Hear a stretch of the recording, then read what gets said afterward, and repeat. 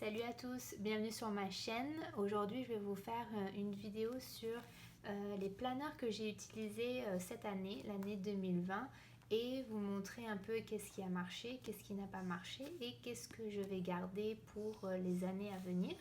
Et prochainement, en fait, la vidéo qui sort après celle-ci, ça va être les planeurs que je vais utiliser en 2021. Donc n'hésitez pas à vous abonner pour vraiment ne rater aucune vidéo. Et petit disclaimer, si vous entendez des ronflements, c'est mon chien qui est ici, juste à côté, et qui est complètement endormi. Donc il ronfle, donc je m'excuse pour ça. Mais donc on va commencer la vidéo. En 2020, j'ai utilisé 4 planeurs, plus spécifiquement 2 planeurs et 2 journaux, mais 4 en fait carnets au total. Donc tout d'abord, on va commencer par mon planeur personnel qui est en fait un Hobonichi Weeks Mega dans une couverture Giglio Slim Appunto. J'ai fait des vidéos qui vont plus en détail sur et la couverture et l'agenda. Donc je vais vous mettre la vidéo en barre d'infos si jamais ça vous intéresse. Mais la note que je mets à ce planeur, 10 sur 10, franchement, j'ai tout adoré. J'ai rien à redire. C'est un planeur qui est super compact, c'est un semainier, vous avez toute une page pour chaque semaine, donc très agréable, très facile d'accès, léger. C'est sûr que si vous ajoutez une couverture, ça devient un peu plus lourd, mais le planeur en lui-même est super léger, super compact. Et le papier utilisé, c'est un papier Tomoe River Paper, donc super léger, super fin et vraiment agréable. Que vous utilisiez des stylos plumes ou des stylos billes, c'est vraiment top. Donc pour moi, que des points positifs, aucun point négatif. Je sais qu'il y a beaucoup de personnes qui trouvent cet agenda trop petit, mais vraiment si vous l'utilisez juste dans votre sac comme agenda d'appoint quand vous avez des rendez-vous à noter, pour moi je trouve que c'est amplement suffisant. Le deuxième agenda que j'ai, c'est mon agenda de travail et c'est un Hobonichi Kazan de taille A5 dans une couverture Giglio Appunto A5. Et j'ai beaucoup aimé ce planeur. Je vais pas pouvoir vous montrer ce qu'il y a dedans parce qu'en fait, vu que c'est mon planeur de travail, j'ai pas mal d'informations confidentielles. Mais j'avais montré un peu c'était comment les pages. Donc ça vient, le layout, ça vient avec la vue du mois, une vue de la semaine et je peux vous montrer une page par journée. Le papier, encore du papier Tomoe River Paper, donc super fin. Et en fait, c'est un livre où vous avez vraiment tout. Le mois, la semaine et la journée. Si vous deviez n'en utiliser qu'un, franchement, c'est celui-ci que je recommande parce que vous avez de la place pour mettre tout ce dont vous avez besoin. Et le carnet en lui-même, si vous le gardez sans couverture et si vous n'utilisez pas de stickers, si vous ne mettez pas de photos, il est quand même assez léger grâce en fait au papier Tomoe River Paper qui est léger. Par contre, moi j'ai mis des stickers, j'ai mis d'autres papiers dedans et puis avec la couverture, le côté négatif c'est qu'il devient très lourd. Donc si c'est quelque chose que vous gardez à votre bureau, ça va. Si c'est quelque chose que vous devez ramener dans votre sac avec vous, ça devient vite encombrant. Donc ça c'est une des choses négatives de ce journal, de cet agenda. L'autre chose négative qui pour moi n'a pas vraiment marché cette année, c'est en fait le fait d'être limité à une page par jour. Parfois, ça m'est arrivé que parce que je prends mes to-do que j'ai à faire au travail, mais par exemple, si on a des réunions, j'aime bien prendre des notes aussi dans mon agenda pour tout garder à la même place. Sauf que j'ai parfois été limitée à seulement une page. C'est pour ça que l'année prochaine, je n'ai pas racheté cet agenda. Je vais continuer avec le bullet journal parce que comme ça, je peux jauger un peu au fur et à mesure les pages, le nombre de pages dont j'ai besoin. Mais je vous montrerai ça plus en détail dans une autre vidéo.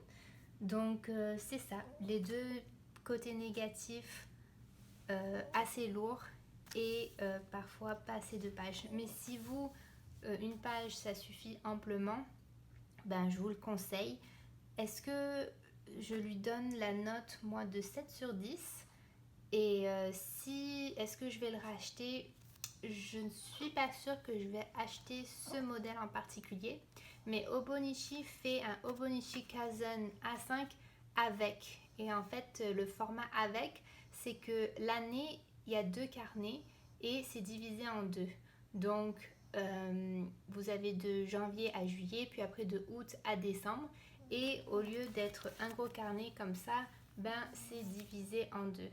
Donc, je pense que j'opterai peut-être pour un carnet avec et juste un petit carnet blanc où il n'y a rien écrit dessus pour les notes de réunion si jamais je devais acheter un autre planeur de Hobonichi dans ce format A5. Mais c'est ça, le planeur que vous verrez pour l'année prochaine, ce n'est pas un Hobonichi, c'est une taille A5 parce que c'est une taille qui, par contre, pour le travail, je trouve idéale. Mais ça ne sera pas celui-là. Donc, le Hobonichi Kaizen en entier, l'année complète, je ne sais pas si je vais le racheter un jour. Le deuxième, troisième, ça en fait, c'est mon journal. Et c'est un Stalogy B6 dans une couverture Gilio Appunto B6. J'ai aussi une vidéo là-dessus. Et en fait, j'adore ce journal. En fait, il est tout simple. Hein. Ça, c'est juste des pages blanches quadrillées. Ça, c'est l'ambulance. Je m'excuse. On va la laisser passer. Mais donc, je disais, oui, ça, j'adore ce papier. Et en fait, j'adore ce format-là pour en tant que journal parce qu'en fait, c'est un format, je trouve, est assez petit, compact, donc qui rentre dans votre sac à main, mais assez grand pour vous laisser écrire quand même pas mal de choses. Je sais que moi aussi, je mets beaucoup de photos, j'imprime des petites images et tout ça. Et c'est un peu mon carnet plus créatif et ça me laisse amplement de place pour faire ça. Donc, le B6, je vais le garder. J'en ai déjà racheté un autre pour l'année prochaine. Celui-ci, je le garde. Et un côté négatif peut-être de ce carnet, c'est que ce n'est pas un papier Tomoe River Paper. Et donc, il est un peu plus léger, mais il ressemble quand même pas mal. Et puis, ça me gêne pas vraiment. Donc, ça, le Stalogy B6, je lui mettrai la note de 8 sur 10. Et puis je l'achèterai dans le futur sans exception. Et le dernier en fait journal que j'ai, c'est le Hobonichi A6, les 5 ans. Donc en fait c'est le journal de 5 ans, ça va de 2019 à 2023. Et puis en fait ça vient avec les 5 années. Ici vous avez 4 carrés, 5 petits carrés rectangle et puis en fait moi je l'utilise le soir, j'écris un peu qu'est-ce qui s'est passé durant la journée. En fait c'est juste pour avoir une trace et puis suivre au fil des jours. Là par exemple je suis à la 2e année que j'utilise en 2020 et c'est super sympa des fois d'écrire ce qui s'est passé la journée et puis de voir en fait l'année dernière à la même journée qu'est-ce que j'étais en train de faire. Les côtés positifs, c'est que c'est un format A6, donc super compact. Si vous partez en vacances, ça se transporte facilement. Encore le Tomoe River Paper, donc il est compact considérant le fait qu'il y a 5 ans dans ce journal. Et pour moi, c'est plus difficile d'écrire dans mon journal parce que ce journal-là vient dans un format A5. A5, c'est super si vous êtes quelqu'un qui écrivait beaucoup, mais je sais que j'ai du mal, moi, des fois, à me mettre à tous les jours, me dire, bon, je vais écrire quelque chose. Donc, le format A6, en fait, finalement, ça me laisse juste peu de place pour écrire et puis pas me dire, genre, oh là là, il faut que je remplisse mon journal. Donc, je pense pas acheter le format A5 dans le futur. De toute façon, celui-ci, il est bon jusqu'en 2023 et après 2023, je pense racheter ce format-là. Donc cet agenda, je lui mets la note de 9 sur 10 et en fait, quand il ne sera plus bon, je pense le racheter. Donc voilà, ça fait le tour en fait des carnets et des planeurs que j'ai utilisés pour l'année 2020. Abonnez-vous parce qu'en 2021, j'ai fait pas mal de changements et puis vous verrez ça dans ma prochaine vidéo. J'espère que vous avez apprécié ça et si vous avez des questions, n'hésitez pas à les mettre dans les commentaires et je vous répondrai. Merci, à bientôt!